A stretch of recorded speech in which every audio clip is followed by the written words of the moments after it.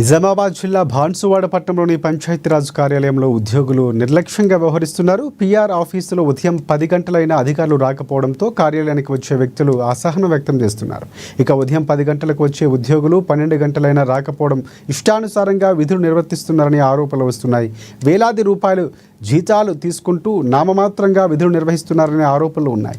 అధికారులు సమయానికి రాకపోవడంతో కార్యాలయానికి వచ్చే వారికి తీవ్ర ఇబ్బందులు ఎదురవుతున్నాయి. సమయపాలన పాటించుకున్న కఠిన చర్యలు తీసుకోవాలని కోరుతున్నారు.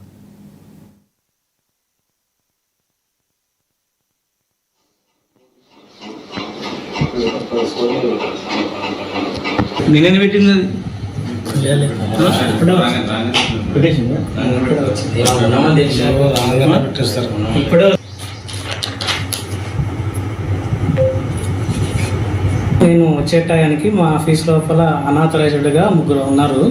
వాళ్ళకి జీతాలు ఈరోజు కట్ చేస్తున్నాము.